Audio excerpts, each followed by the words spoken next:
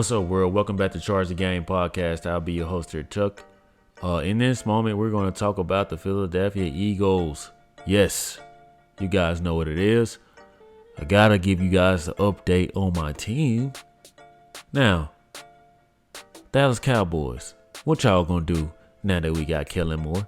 See, these Dallas Cowboys are laughing and talking this smack because they like, oh, y'all got our leftovers, right?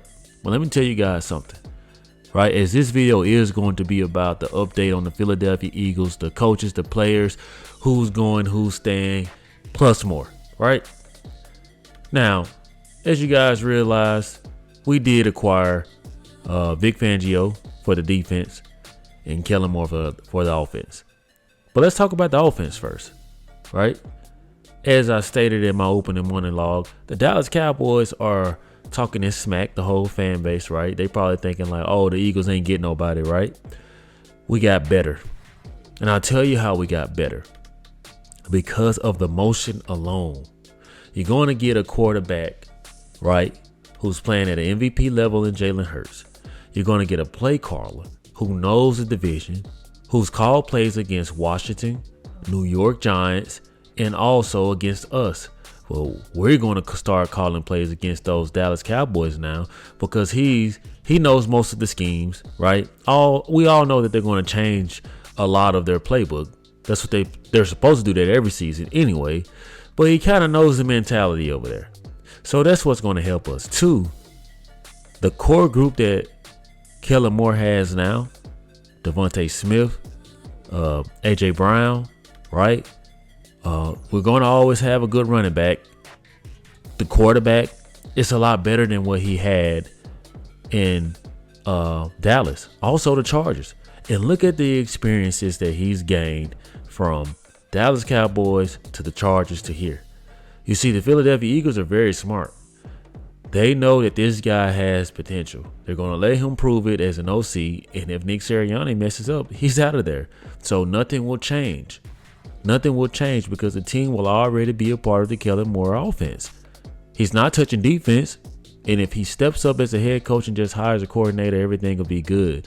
And also it's very good because Nick Sirianni, when he lost his coordinators, he's supposed to be an offensive guy, but the plays he was calling were not good. That's where you have Kellen Moore, a guy who's used to being an OC. So even if there's a collapse with an offensive coordinator, he can steer the ship. And we can get home safe. That's how we are going to be far more significantly better. We are going to be better. That motion game is going to be ridiculous. The energy is going to be high. AJ Brown won't be mad and ready to take his helmet off and bash Jalen Hurts in the head with it. Devontae Smith is just a dude. He just chilling. I like Devontae Smith. And he just be chilling. But it's going to be so much fun. It's going to be Philadelphia football. It's going to be creative because this stuff last season was nothing but go routes. Straight trash. Literally. And now we're going to have creativity. We hired the Seahawks offensive line coordinator. It looks good. Very, very happy. Very, very happy. Right? Because I know this. If you are in the National Football League and you keep getting opportunities, it's because you are continuously proving yourself. And I believe that's what Kellen Moore has been doing. So I'm very, very happy and ecstatic about him coming over. This should be very, very interesting. And I know that this offense is going to be dynamite. I just know it and I feel it. Will we get to the Super Bowl? I always hope we will, but I always like to watch the first half of the season. I always do. Because I can look and tell who's going to pan out and who I'm going to have to worry about, right? Now let's get to this defense that was terrible this season. Very, very torturable. A disgrace. I haven't seen Philly football like that ever. I mean, ever. Even when y'all think Chip Kelly, I don't care. I may be being a little over dramatic, but I'm telling you guys my truth and how I feel. That secondary was so atrocious. I literally feel like anybody in Philly could have jogged onto the field and played better defense than Bradbury and Slay. Now let's talk about Vic Fangio and why this bend and break, the originator of the bend but don't break defensive mindset mentality is in our house. Vic Fangio, old school. Looked like an Italian mobster. I like him already. I don't even know how his voice sounds, but I like him. You know why? Because the first thing he's going to do is kill everyone's ego. See, you can tell that this Philadelphia Eagles football team has gotten too comfortable. When players get very comfortable and they feel like, I can get away with this and get away with that. Keep this in mind. The defensive coordinator that they had, he was a young guy, but he wasn't proven. See? Same thing with Jaylen Hurts, offensive coordinator, talking about a friend of the family. I could give a damn about that. Strip Jaylen Hurts of his rights of that. We don't give a damn if you're the quarterback. You're not bringing your family in to put money in their pocket.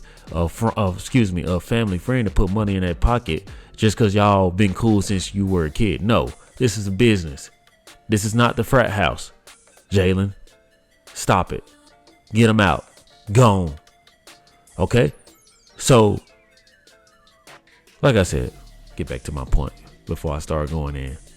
Vic Fangio is going to come in there with that old school mentality. You guys see how he dressed. The old school, look like an old school starter throwover with the fedora hat, whatever you call them, right? The old school swag. And he's going to change that mentality. He's going to make them understand that if you don't perform, you do not play. I don't care if you are a starter. I don't care how big the contract is. If I see better talent in OTAs, preseason, practice, they will start over you, right? He's going to create a sense of urgency, the mentality. Follow out when you tackle. Follow through when you tackle, right? He's going to bring, the basics. The things you grew up learning in Pee Wee, but when you get to the pro level and start to make millions and millions of dollars, you forget how to do, tackle, not to give up on the play. He's going to bring all of that back. He's going to establish a rapport with all of those position coaches, and he's going to give them the orders. He's going to be the chief in command, dishing out orders to his COs and his NCOs. And those NCOs are going to go to their soldiers, right? Which is the players. And they are going to install and execute. And I believe that with all my heart. So we have gotten a lot better on both sides of that ball. And them Dallas Cowgirls know it. So I cannot wait until Vic Fangio reaches all these athletes on defense with his presence, with his aura, his attitude, his nonsense mentality. And his no-nonsense mentality. It's going to be real. It's going to be real in Philly. You can believe that. Slay, I'm out on Slay. I'm out on Slay and Bradbury. Because Slay was getting burned too. He's very slow. The safety position, what was the Blankenship was always getting burnt. Bradbury always getting torched. And a lot of that, it was because the offense was so bad, they couldn't catch a break. They couldn't get a breath. They couldn't recover. We 3 and out. Everybody frustrated because the defense is on the field a lot longer than the offense. And sometimes you're going to have games where the defense has to show up. But guess what? This was an atrocious season. Players feuding with each other.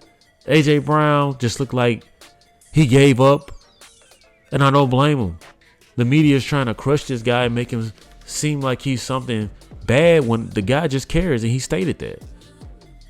I've always liked A.J. Brown because I feel like somebody got to say it, and he was that person. He's a phenomenal athlete. He shows up in big moments. There were passes he was dropping, but let me tell you guys something. When you're frustrated and then somebody's throwing you the ball because you're telling them to throw you the ball, it doesn't feel organic. So you're not going to catch it organically. You're going to be in your head as much as the quarterback is. And I saw that a lot with Jalen Hurts. Now moving on to the quarterback, Jalen Hurts. I know that all of the ladies like you. And I'm in this, all these fancy Facebook pages, right? Where people who say Jalen Hurts' name, it seems like the black community comes from them. And I can understand why. Well, I'm black and I don't give a damn, so I just speak my mind. And I've said plenty of times that Jalen Hurts is a problem too, because he gets diva-ish, right? He's standoffish, and I don't like that. Okay? I need a guy who can yell back at A.J. Brown and tell him to get his ass in gear. You're going to get this ball if I think you're open.